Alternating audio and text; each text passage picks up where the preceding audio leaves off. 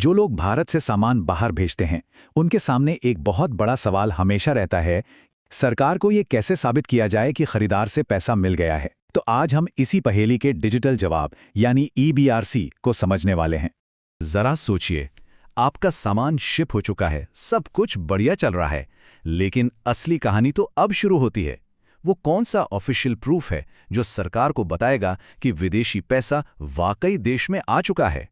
और इस सवाल का जवाब बहुत कीमती है, क्योंकि ये सिर्फ एक डॉक्यूमेंट नहीं है, बल्कि ये तो कह सकते हैं एक चाबी है जो आपके बिजनेस के लिए सब्सिडी, कम ब्याज वाले लोन और न जाने कितने सरकारी फायदों का खजाना खोल सकती है। तो चलिए इस पूरी कहानी को स्टेप बाय स्टेप समझते हैं।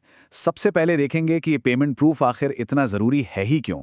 फिर जानेंगे कि पुराना BRC सिस्टम क्या था। उसके बाद इसके नए डिजिटल अवतार EBRC को समझेंगे, ये कैसे काम करता है, और आखिर में इससे एक्सपोर्टर्स को क्या-क्या बड़े फायदे मिलते हैं। तो चलिए शुरुआत करते हैं सबसे बेसिक और सबसे ज़रूरी सवाल से। आखिर ये पेमेंट का प्रूफ एक्सपोर्ट के फायदों की बुनियाद क्यों माना जाता है? देखिए, इसका लॉजिक बहुत सिंपल है।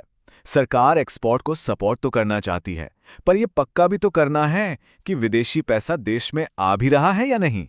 बस इसीलिए भारत की फॉरेन ट्रेड पॉलिसी के तहत कोई भी फायदा लेने से पहले यह साबित करना जरूरी है कि विदेशी खरीदार से पेमेंट मिल चुकी है। तो अब सवाल उठता है कि यह काम हमेशा से ऐसा ही था क्या? नहीं। चलिए थोड़ा पीछे चलते हैं और देखते हैं कि पहले यह सब कैसे होता था। मतलब उस तरीके को समझते हैं जिसने आज के डिजिटल सिस्टम की नींव रखी। पहले होता था BRC, मतलब बैंक रियलाइजेशन सर्टिफिकेट। ये बस एक बैंक से मिलने वाला कागज का सर्टिफिकेट था। यही पक्का सबूत था कि एक्सपोर्टर को भेजे गए सामान का पैसा मिल गया है। पेमेंट का एक ठोस फिजिकल प्रूफ।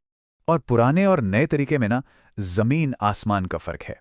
मतलब एक तरफ सोचिए कागजों का ढेर, बैंकों के चक्कर जिसमें हफ्तों बर्बाद होते थे, और दूसरी तरफ आज सब कुछ डिजिटल, तेज और एकदम आसान। और इसी शानदार बदलाव का नाम है EBRC, जो पुरानी पेपर वाली दुनिया की हर प्रॉब्लम का मॉडर्न सॉल्यूशन है। तो ये EBRC है क्या? पूरा नाम है इलेक्ट्रॉनिक बैंक रियलाइजेशन सर्टिफिकेट। ये DGFT यानी directorate general of foreign trade का एक गेम चेंजिंग कदम था। 2012 से ही यह सिस्टम लागू है, जिसका मकसद था ट्रेड को पेपरलेस और बहुत ज़्यादा एफिशिएंट बनाना। तो इस पूरे डिजिटल ट्रांसफॉर्मेशन का हीरो कौन है? वो है DGFT। यही वो एजेंसी है जो भारत की फॉरेन ट्रेड पॉलिसी को देखती है और BRC जैसे प्रोसेस को आसान और डिजिटल बनाने का काम करती है। चलिए अब आते हैं मुद्दे की बात पर। आखिर ये पूरा EBRC सिस्टम काम कैसे करता है? पेमेंट आने से लेकर प्रूफ बनने तक की पूरी जर्नी को स्टेप बाय स्टेप समझते हैं। प्रोसेस काफी सीधा साधा है। सबसे पहले एक्सपोर्टर अपने बैंक को एक्सपोर्ट के बारे में बताता है। बैंक इस ट्रांजैक्शन को EDPMS पर डाल देता है। ये RBI का ट्रैकिंग सिस्टम है। फिर जब पेमेंट आ जाती है तो एक्सपोर्टर शिपिंग बिल्स बैंक में जमा करता है। अच्छा, यहीं पर एक बहुत कॉमन गलती होती है। कई लोग शिपिंग बिल देने में देर कर देते हैं, जिससे EBRC भी लेट हो जाता है। तो जैसे ही बिल मिले, बैंक पेमेंट वेरीफाई करके सारा डेटा DGFT को भेज देता है, और फिर DGFT इस डेटा को कस्टम्स के डेटा से मैच करके ट्रांजैक्शन को ओके कर देता है। ठीक है, प्रोसेस तो समझ आ गया, लेकिन इन सब से एक एक्सपोर्टर को मिलता क्या है? इसके असली फायदे क्या हैं? चलिए अब इस पे बात करते हैं।